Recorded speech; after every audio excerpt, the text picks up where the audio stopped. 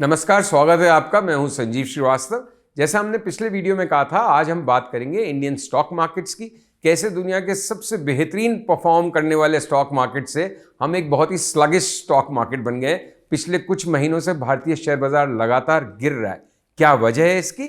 चलिए उसको समझने की कोशिश करते हैं।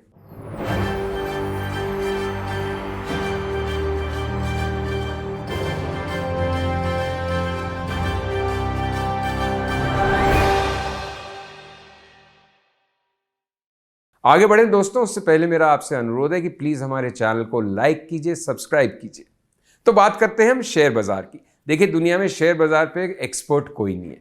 किसी को नहीं मालूम कि शेयर बाजार में कल क्या होने वाला है, परसों क्या होने वाला है। हम सब जितने भी दुनिया में एक्सपर्ट्स हैं, कितने भी समझदार बने, वो हाइंडसाइट में बता सकते हैं कि जो पहले हो चुका उसके क्या कारण थे। अगर भविष्य को कोई निर्धारित कर सके, कोई उसके बारे में पूर्वानुमान लगा सके, तो वो तो बिल्कुल विजर्ड है। दुनिया के सबसे बड़े इन्वेस्टर वॉरेन बफेट भी, उनकी कॉल्स भी गलत होती हैं, बड़े बड़े इन्वेस्टर्स की कॉल गलत होती है। लेकिन अपनी अपनी समझ और एक ब्रॉड ट्रेंड्स, हिस्टोरिकल डेटा को देखते हुए हम आगे बढ़ने की कोशिश करते हैं, ये समझने की कोशिश करते हैं कि क्यों भारतीय शेयर बाजार एक स्लंप में दिख रहा है और आगे की क्या संभावनाएं दिख रही हैं आपको। 2025 में इंडियन स्टॉक मार्केट्स कैसे लग रहे हैं। देखिए, 2 साल तक इंडियन स्टॉक मार्केट्स वर्ल्ड के बेस्ट परफॉर्मिंग स्टॉक मार्केट्स में थे। We were the flavour of the season. सबका ध्यान भारत पे था। फ्रैंकलिन टेम्पल्टन जैसे बड़ी संस्था ने इंडिया को नेक्स्ट चाइना की तरह से पोर्ट्रे किया था और सबको लग रहा था कि चाइना में स्लंप है, इंडिया में ग्रोथ है, जबरदस्त बढ़त दिखेगी। स्टॉक मार्केट्स पोस्ट कोविड ऐसे परफॉर्म कर रहे थे जैसे रॉकेट लगा हुआ है इनके, और तेजी से हम बढ़ रहे थे और नई ऊंचाइयों को हर 3 महीने 4 महीने में टच किया जा रहा था। रिकॉर्ड हाइज की सिर्फ हेडलाइंस बनती थी। सडनली ऐसा क्या हुआ है पिछले 4-5 महीने में कि हम फिसलते नजर आ रहे हैं और 26,000 का जो निफ्टी ने हाई बनाया था, उसके मुकाबले आज हम 22-23,000 के बीच में, 23,000 की रेंज में दिख रहे हैं। और लोग कहते हैं कि शायद इससे भी नीचे जा सकते हैं, थोड़ी रिकवरी हो सकती है, फिर वापस आ सकते हैं। ये सांप सीढ़ी का खेल कब तक चलेगा? और एक मोटे अनुमान के अनुसार पिछले 4-6 महीने में निवेशक करीब 60 अरब रुपए से ज्यादा, 60 ट्रिलियन रुपीज से ज्यादा नुकसान करवा चुके हैं। तो सबसे बड़ा कारण जो है इंडियन स्टॉक मार्केट के परफॉर्म नहीं करने का, वो तो इकोनॉमी ही है। क्योंकि ultimately the stock markets economy को रिफ्लेक्ट करते हैं, थोड़े लैग के साथ। कभी उनका रिएक्शन पहले आ जाता है, कभी बाद में। लेकिन जो स्टेट ऑफ इकोनॉमी है, स्टेट ऑफ कंपनीज होगी, उनकी जो परफॉर्मेंस होगी, जो अर्निंग्स होंगी, जो रिजल्ट्स होंगे, वही तो निर्धारित करेंगे कि शेयर के दाम बढ़ने हैं कि घटने। तो अगर हमारी इकोनॉमी की स्थिति लचर है, अगर हम वहां एक स्लो डाउन के भंवर में फंसे हुए हैं और उससे निकलने का कोई रास्ता नहीं दिख रहा, ऐसा नहीं लग रहा कि बस 1 तिमाही में ठीक हो जाएगा स्लो डाउन, तो ऑब्वियसली स्टॉक मार्केट्स भी वो भांप चुके हैं और वो भी उसी तरह से नीचे की तरफ ड्रिफ्ट कर रहे हैं। बिल्कुल जैसे स्लो पॉइजन की तरह से स्टॉक मार्केट्स हो गए थे फ्रॉम सितंबर ऑनवर्ड्स, लगातार नीचे गिरना। और इंडियन इन्वेस्टर्स से पहले उस बात को शायद भांप लिया फॉरेन इन्वेस्टर्स ने। तो आप देखिए, करीब 1.5 से 2 लाख करोड़ की पिछले 4-5 महीने में FIIs यानी कि फॉरेन इंस्टीट्यूशनल इन्वेस्टर्स की सेलिंग हो चुकी है। वो तो भला हो भारतीय निवेशकों का और SIP कल्चर का कि स्टॉक मार्केट्स कहीं ना कहीं धड़ाम से नहीं गिरे। एकदम से ही कोई 20-30% की गिरावट नहीं आई है। अभी भी हम हाई से 10-12% ही नीचे हैं। क्योंकि SIP कल्चर जारी है। लेकिन ये कब तक जारी रहेगा, बड़ा सवाल है।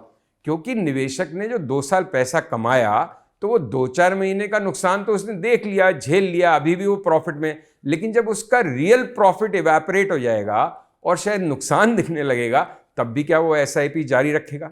बड़ा सवाल है। और क्या रियल प्रॉफिट एक्चुअली इवेपोरेट हो जाएगा? क्या सच में वो नुकसान में आ जाएगा? ये भी एक बड़ा सवाल है जिसका हमें उत्तर नहीं मालूम। तो जैसे मैंने कहा कि इंडियन इकोनॉमी एक स्लो डाउन में है, बहुत नियर टर्म उससे बाहर का रास्ता नहीं दिख रहा है। लेकिन स्टॉक मार्केट्स एक ऐसी जंतु है, एक ऐसा क्रीचर है कि वो फ्यूचर को डिस्काउंट करता हुआ चलता है। तो जब कोई इकोनॉमिक स्लो डाउन की बात नहीं कर रहा था, जब मार्केट्स ने करेक्ट होना शुरू कर दिया था, गिरना शुरू कर दिया था, FIIs ने सेलिंग शुरू कर दी थी। और अब जब कोई अर्थव्यवस्था में नियर टर्म तेजी की बात नहीं कर रहा, स्लो डाउन जल्दी से खत्म हो जाएगा, ऐसी चर्चा नहीं हो रही, तब कहीं ना कहीं स्टॉक मार्केट्स फ्यूचर को डिस्काउंट करते हुए इकोनॉमी सुधरे उससे पहले मार्केट सुधरने लगेंगे। अब तक का ट्रेंड यही रहा है, क्योंकि मार्केट्स हमेशा फ्यूचरिस्टिक हैं। जो चीजें 6 महीने बाद होती हैं, साल भर बाद होती हैं, वो पहले से एंटिसिपेट करके उसी अनुसार मार्केट रिएक्ट करने लगता है। तो फिर 2025 के लिए हमारी समझ, बहुत सीमित बुद्धि, लेकिन फिर भी हमारी समझ क्या कहती है, मुझे लगता है देखिए बहुत ज्यादा डाउनवर्ड करेक्शन की गुंजाइश नहीं है। यहां से मार्केट हो सकता है 5, 7, 8, 10% और गिर जाए, वर्स्ट केस सिनेरियो, लेकिन बहुत ज्यादा नहीं गिर सकता।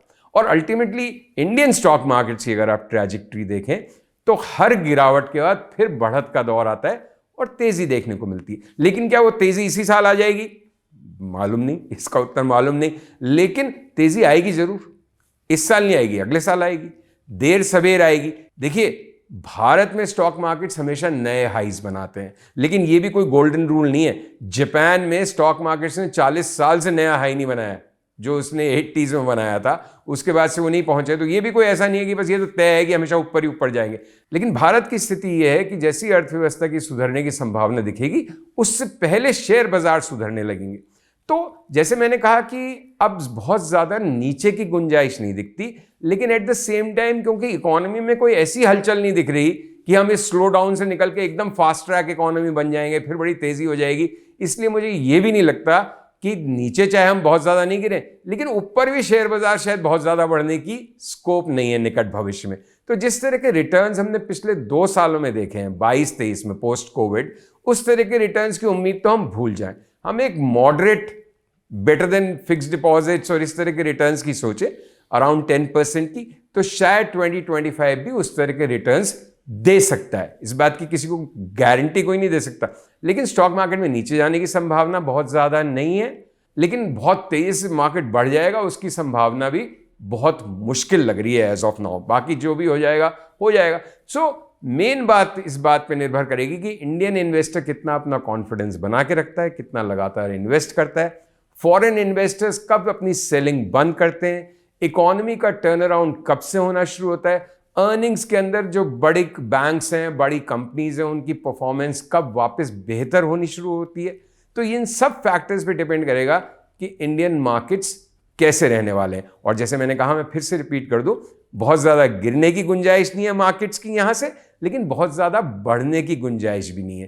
तो मैं कोई फाइनेंशियल एनालिस्ट नहीं हूं, ना मैं कोई चार्टर्ड अकाउंटेंट हूं, तो आप मेरी एडवाइस को मेरी रिकमेंडेशन की तरह नहीं लें, ये मैं मेरी समझ आपसे शेयर कर रहा हूं। आप किसी फाइनेंशियल एनालिस्ट से बात करके उसकी एडवाइस पर ही अपने निवेश के निर्णय लें।